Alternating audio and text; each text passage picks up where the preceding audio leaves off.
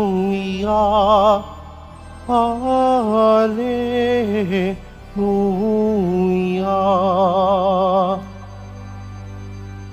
Kung ikaw ang pag-asa, ang salita mo ay ligaya, pag-asa ko sa tuwina. Hallelujah, Hallelujah, Hallelujah, Hallelujah.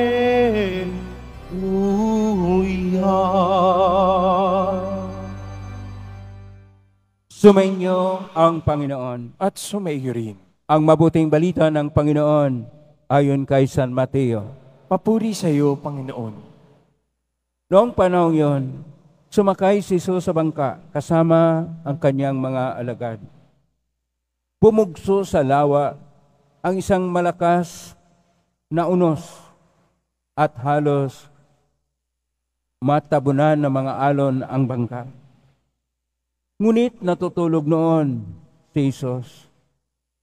Kaya't nilapitan siya ng mga alagad at ginising. Panginoon, tulungan ninyo kami, sabi nila.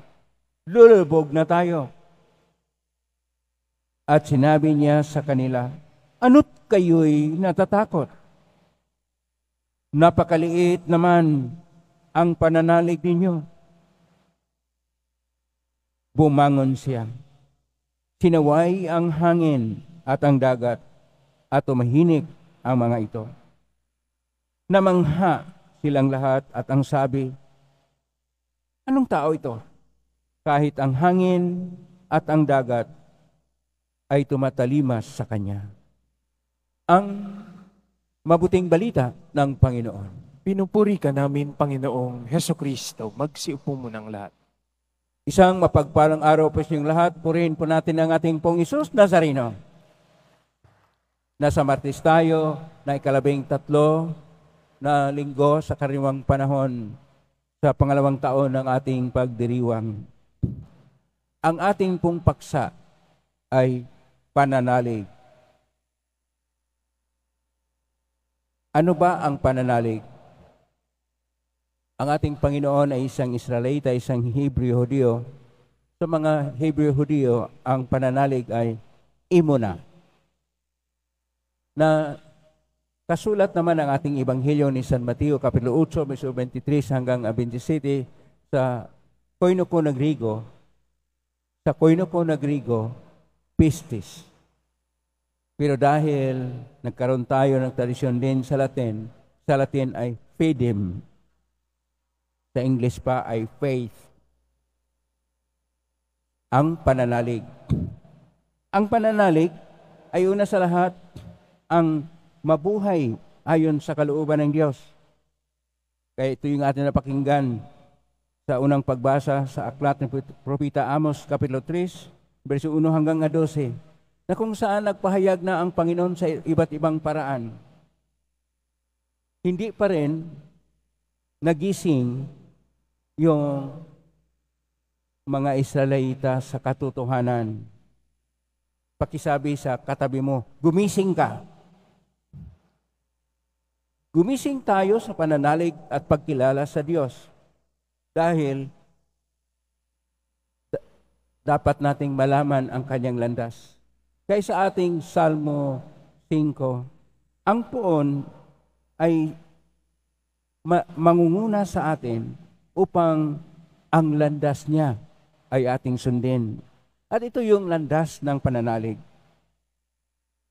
Ano ba ang pananalig? Una sa lahat, ang pananalig ay isang panampalataya o isang pagtiwala, isang pagtanggap at pagkaroon ng pagsuko na kung saan tayo ay nananalig sa Diyos na siya'y nabubuhay at tayo'y nagkaroon ng pagtitiwala sa lahat ng kanyang ginagawa, sa lahat ng kanyang pangako, at magkaroon tayo ng kaalaman paano pa natin palalimin ang ating pananalig sa Diyos. Pangalawa, na ang pananalig ay kailangan ding hindi lang sa salita, bagkus at lahat higit na sa gawa at sa damdamin sa loob ng ating puso, na kung saan tayo ay maglilingkod at tayo ay sumunod sa kalooban ng Diyos na napahayag sa kanyang mga kautusan, napahayag sa mga pagpapahayag ng mga propita, napahayag sa mga salita ng ating pong Hesus Nazareno. At dahil dito, na pangatlo, atin pong alamin na ang pananalig ay pagsabuhay sa panalangin na hindi lang panalangin na basta-basta o debosyon, panalangin na tumataimtim, lalong nagpahayag sa isang marubdob na pananalig at panampalataya na kung saan ang ating panalangin ay sumisigla, umuunlad, yumayabong, at tayo ay magkaroon ng iba't ibang paraan na payabungin pa, palalimin pa ang ating mga panalangin at debosyon sa ating Panginoon, na ang ating pagluhog ay sinasamahan natin sa pag-aaral at pagnilay-nilay at pagpapalalim pa ng ating kaalaman sa Biblia o sa mga salita ng Diyos. At dahil dito, ang ating pananalig ay umuunlad, napahayag sa gawa, at nagkaroon ng kabutihan sa ating kalooban at sa ating ugali. Madalit sabi, tayo ay taong nananalig. Mayroong iba't ibang antas ang pananalig.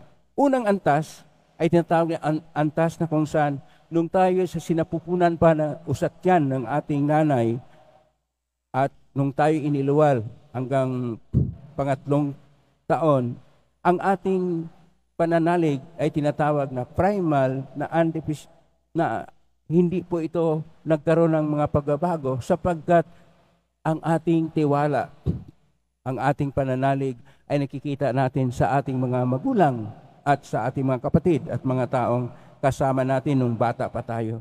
Ang pangalawang antas ay ang antas na kung saan nagkaroon na tayo ng isang kaalaman na napalalim na. May mga dasal na tayong nalalaman at mula sa taon na tayo 3 years old hanggang 7 years old, may mga lingwahe na tayo tungkol sa pananalig sa Diyos. Ito yung pagkaalam ng mga dasal gaya ng Ama namin, gaya ng Aba Ginoong Maria, gaya ng sa ngalan ng Ama at ng Anak at ng Espiritu Santo.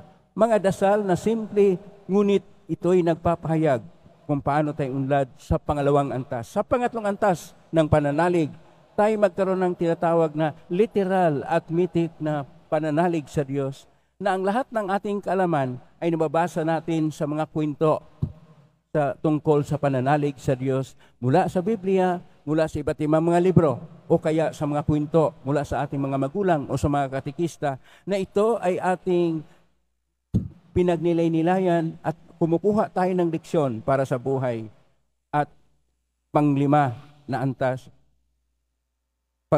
pang-apat na antas, tayo ay nagkaroon na ng isang tinatawag na konbensyonal na pananalig sa Diyos, na sumasalin na tayo sa iba't ibang mga kilusan, mga organisasyon, mga debosyon, at mga prosesyon, at kung ano pang mga gawain na marubdob na pagpapahayag ng ating pananalig sa Diyos. At panglima, magkaroon na tayo ng tinatawag na individuative at tinatawag na reflective na pananalig, na ang lahat ng ating ginagawa, pinagnilay-nilayan natin at pinalalim pa natin, sapagkat hindi lang po na basta debosyon o basta kung anong tradisyon atin pang pinalalim, sapagkat ang pananalig na hindi pinalalim, ito ay hungkag at madaling mawala. At pang-anim na antas, magkaroon na tayo ng tinatawag na conjunctive na pananalig sa Diyos. Nang ating pananalig ay hindi na matitinag, sapagkat hindi lang pinahayag natin sa gawa, hindi lang napahayag sa mabuting ugali, ang ating pananalig ay buhay na buhay, at tayo ay nagkaroon ng personal na enkwentro sa Panginoon, na siya ating kaibigan na, nasa ilalim na siya ng ating mga puso.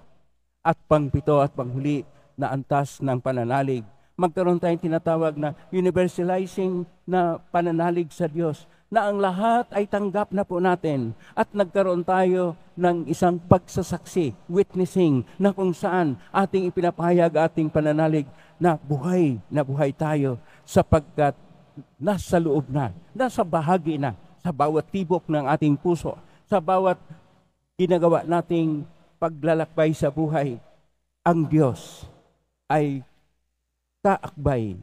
kalakbay, kasama natin sa piling ng may pag-ibig na kung saan hindi tayo mabubuhay kapag hindi nananalig sa Diyos. Pakisabi sa katabi mo, manalig ka. Manalig tayo sa Diyos upang ang Diyos ay siyang sentro ng ating buhay, upang siya ay ating liwanag, upang siya ang ating gabay, upang siya ay magbigay ng kabuluhan ng buhay sapagkat sa pananalig sa Diyos, magkaroon ng saysay ang buhay natin. Amen? Purihin natin ang Diyos.